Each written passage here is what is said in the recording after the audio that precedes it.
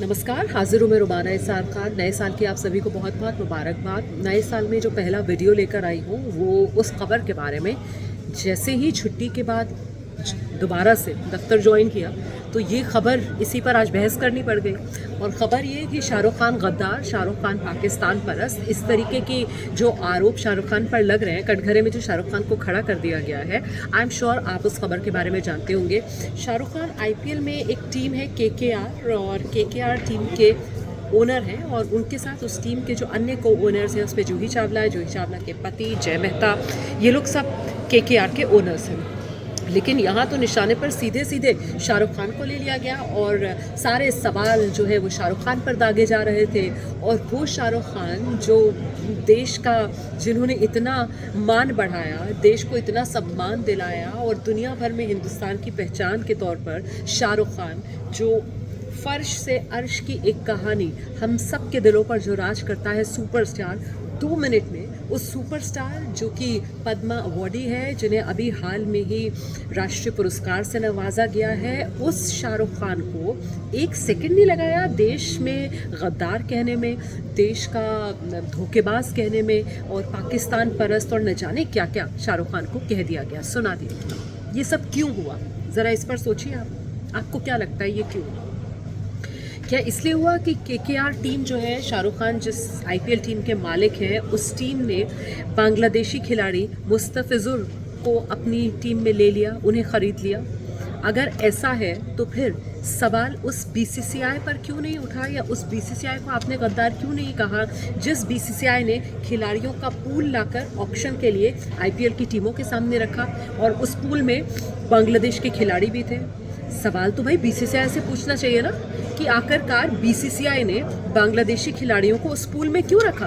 और सिर्फ मुस्तफिजुर रहमान नहीं थे, बल्कि बांग्लादेश के कुछ और खिलाड़ी भी उस पूल में थे। अब जो टीम्स होती हैं वो अपनी ज़रूरत के हिसाब से, जो भी उनकी अपनी टीम का डायनामिक्स होता है, उस हिसाब से वो खिलाड़ियों को लेती हैं। और ऐसे में ये जो मुस्तफिजुर रहमान है, ठीक है, इसको केकेआर ने ख़रीदा, लेकिन इसके लिए बोली तो दिल्ली कैपिटल्स ने भी लगाई, इसके लिए बोली तो सीएसके ने भी लगाई, लेकिन सीएसके की तरफ से करीब 8.5 करोड़ रुपए की बोली थी और शाहरुख खान की टीम की तरफ से करीब 9 करोड़ से ज़्यादा की बोली थी। तो इस वजह से केकेआर टीम को ये मुस्तफिजुर रहमान मिल गया। तो फिर बीसीसीआई जिसने खिलाड़ियों को शामिल किया उस पूल में, बांग्लादेश के खिलाड़ियों को, और वो पूरी ऑक्शन प्रक्रिया जिसमें अन्य भी बहुत सी टीम्स थी जिन्होंने बांग्लादेशी खिलाड़ियों पर बोलियां लगाई, ऐसे में सबको दरकिनार करते करते, और ख़ुद केकेआर में भी जूही चावला, जय मेहता, सबको दरकिनार करते करते निशाने पर सिर्फ और सिर्फ एक शाहरुख खान को ले लिया गया। क्यों? ये कैसी मानसिकता है कि हम शाहरुख खान को निशाने पर ले रहे हैं? इसीलिए पूछा जाएगा सवाल कि शाहरुख खान से ये बैर क्यों है? क्या सिर्फ और सिर्फ क्योंकि नाम में खान है इसी वजह से शाहरुख बदनाम है? ये सवाल एक जायज़ सवाल है। समाज आखिर कहाँ पहुँच रहा है, किस तरीके से हिंदू मुसलमान में हम बट रहे हैं कि हम अपने नेशनल हीरो, राष्ट्रीय जो एक गर्व का, एक मान का, हमारे पास एक ऐसा चेहरा है जो जब भी देश को ज़रूरत होती है कभी पीछे नहीं हटता है। अब आप देखिए, पंजाब में अभी बाढ़ आई और शाहरुख खान की जो ऑर्गेनाइजेशन है, मीर फाउंडेशन जो है, उसने पंजाब के बाढ़ पीड़ितों की मदद की। शाहरुख खान की जो मीर फाउंडेशन है वो वैसे भी समाज के लिए इतना काम करते हैं, जो एसिड अटैक सर्वाइवर्स हैं उनके लिए वो काम करते हैं, समाज में वंचितों की पढ़ाई के लिए वो बहुत काम करते हैं।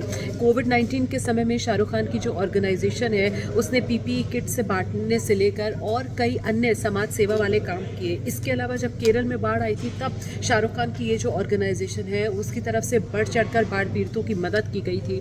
तो न सिर्फ अपनी कमाई के ज़रिए देश का इनकम टैक्स चुकाकर शाहरुख खान जो देश का ख़जाना है उसमें अपना योगदान देते हैं, बल्कि एक जागरूक नागरिक के तौर पर शाहरुख खान अपनी जिम्मेदारी से कभी चूकते नहीं हैं और वक्त वक्त पर जहाँ पर भी उनसे बनता है वो रिटर्न करते हैं सोसाइटी को, वो समाज को देते हैं। फिर आखिरकार शाहरुख खान पर निशाना क्यों कि शाहरुख खान को आप गद्दार कह दें? मतलब किस आधार पर आप शाहरुख खान को गद्दार कह रहे हैं? ये तो शर्म की बात है ना। एज अ सोसाइटी हम सब के लिए शर्म की बात है। जो लोग विरोध कर रहे हैं शाहरुख खान का कि तुमने केकेआर में मुस्तफिजुर रहमान को ख़रीद लिया, उनको ये तक तो पता नहीं है कि मुस्तफिजुर रहमान को ख़रीदने के लिए परमिशन या उसकी उपलब्धता तो बीसीसीआई की तरफ से ये मुहैया कराई गई ना। भाई बीसीसीआई ने क्यों बांग्लादेशी खिलाड़ियों को उस पूल में रखा, ये कोई नहीं पूछ रहा है। हद हो गई। मैं आज शो कर रही थी, आप अगर हो तो वो शो ज़रूर देखिएगा। मैंने उस शो में ये पूछ लिया कि भाई साहब शाहरुख खान को लेकर सब विरोध कर रहे हैं, मुझे बता दीजिए बीसीसीआई के अध्यक्ष का नाम क्या है? आप लोग जो दर्शक अभी मुझे सुन रहे हैं, आपको पता है बीसीसीआई का अध्यक्ष कौन है? मतलब बीसीसीआई जिसने बांग्लादेश के खिलाड़ियों को इजाज़त दी, उस पूल में शामिल किया, उस बीसीसीआई को कोई नहीं लेकर सवाल जवाब पूछ रहा है। और बीसीसीआई रिचेस्ट बोर्ड है, सबसे अमीर दुनिया का क्रिकेट बोर्ड अगर कोई है तो वो हमारा बीसीसीआई है। हाँ, तब हम में से कोई सवाल नहीं पूछता है, हम सबके मुंह में दही जम जाती है। अच्छा, देश प्रेम और सनातन प्रेम हम सब अब याद आ रहा है, हमें अपनी सहूलियत से याद आता है क्या? हमें सही में बांग्लादेश के जो हिंदू हैं उनके दर्द की वजह से ये सारा विरोध हो रहा है क्या? ये सवाल इसलिए क्योंकि आप शेख हसीना को देख लीजिए, वो हिंदुस्तान में बैठी हैं, उनको लेकर तो कोई कुछ नहीं बोलता है। अच्छा, खालिदा जिया की डेथ हुई तो हमारे विदेश मंत्री बाकायदा जाते हैं और वहाँ पर वो शोक व्यक्त करते हैं भारत सरकार की तरफ से, तब किसी को कोई आपत्ति नहीं होती है। बांग्लादेश के साथ जो भारत के संबंध हैं वो जस के तस हैं, उसमें कुछ ऊंच नीच नहीं हुई है, हम वैसे ही बांग्लादेश के साथ अपने रिश्ते निभा रहे हैं, तब किसी को कोई आपत्ति नहीं होती है। खिलाड़ी उसको ले लिया है और क्योंकि वो शाहरुख खान की टीम है, इस वजह से निशाने पर शाहरुख खान को लेना है। तो दरअसल दर्द हिंदुओं के साथ जो ज्यादती बांग्लादेश में हो रही है उसको लेकर है, या फिर निशाने पर शाहरुख खान को लेना है, इसलिए ये सारा आक्रोश है। और मैं ये सवाल इसलिए कह रही हूँ क्योंकि पहलगाम तो आपको याद होगा ना, वहाँ पर भी चुन चुन कर हिंदुओं को मौत के घाट उतारा गया था। याद है या भूल गए? क्योंकि हमारी याददाश्त तो बहुत कम है। वहाँ हिंदुओं को चुन चुन कर मारा गया पहलगाम में, और हम सब जानते हैं कि वो पाकिस्तान की करतूत थी।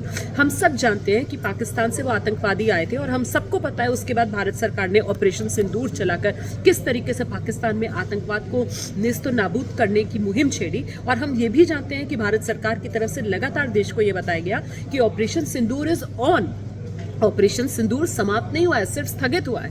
बावजूद इसके भारत और पाकिस्तान क्रिकेट मैच खेलते हैं, तब हम सबका सनातन प्रेम या तब हम सबका हिंदू हृदय उसको क्या हो जाता है, मुर्दा हो जाता है वो। तब किसी को याद नहीं आता है कि कैसे देश में चुन चुन कर हिंदुओं को मौत के घाट उतारा था। तब तो कोई आक्रोश नहीं होता है, तब तो कोई भारत सरकार को या बीसीसीआई को गद्दार नहीं कहता है। क्यों? शाहरुख खान क्या इजी टारगेट है क्योंकि शाहरुख खान मुसलमान है, इस वजह से शाहरुख खान पर निशाना साधा जा रहा है? लगता तो कुछ ऐसा ही है, क्योंकि नाम में खान है इसीलिए आसान है कह देना गद्दार हो। ये तो गलत बात है ना। मतलब देश के नागरिक को, और उस देश के नागरिक को जिसने इस देश के लिए इतना किया है, 2 मिनट आपने नहीं लगाए और आपने उसको जलील करके रख दिया। गद्दार से लेकर पाकिस्तानी प्रेमी से लेकर आपने क्या कुछ नहीं उसको कह दिया। ये सम्मान देते हैं हम अपने रियल हीरोज का। और नहीं भूलिए आप कि शाहरुख खान ने कैसे समाज को वक्त वक्त पर राह दिखाने का काम किया। मतलब फिल्म्स देखिए आप, जिस तरीके की शाहरुख खान ने बनाई है, उसमें चक दे इंडिया फिल्म आप देख लीजिए, स्वदेश फिल्म आप देख लीजिए, सब देश प्रेम से भरपूर जो फिल्में होती है ना, जिनको देखकर ही आपके अंदर वो अपने देश से प्रेम का जज्बा जाग जाए, उस तरीके की फिल्में शाहरुख खान ने इस देश को दी। लेकिन हमने क्या किया? हमने 2 सेकंड नहीं लगाए उस शख्स को गद्दार कहने में, हमने 2 सेकंड नहीं लगाए उस शख्स को पाकिस्तान परस्त कह देने में। वो शख्स जो अपने देश के लिए जीता है, वो शख्स जो देश का गौरव है, वो शख्स जो दुनिया भर में देश की पहचान है, वो शख्स जो पूरी दुनिया में देश का मान बढ़ाता है, ये हमारी कैसी सोच है? कितना हम गिरेंगे, कितना हम हिंदू मुसलमान करेंगे कि हमने क्योंकि सामने शाहरुख खान देखा, इस वजह से इस पूरे मुद्दे को लेकर फौरन हम आ गए ठेकेदार बनकर कि साहब हम सनातन के ठेकेदार हैं, हमारा असली हिंदू हृदय है। वाकई में भाई साहब, अगर आप सनातन की ज़रा सी भी समझ रखते, या अगर आपके दिल में वाकई में ज़रा सी भी हिंदुओं के लिए पीड़ा होती, तो फिर वो जो इंडिया और पाकिस्तान का मैच चल रहा था ना, ऑपरेशन सिंदूर जब ऑन है और स्थगित है, उस दौरान तो कम से कम आप आते और सड़क पर उतरकर ज़रा सा विरोध, ज़रा सा कहीं ना कहीं उसके खिलाफ अपनी आवाज़ बुलंद ज़रूर करते।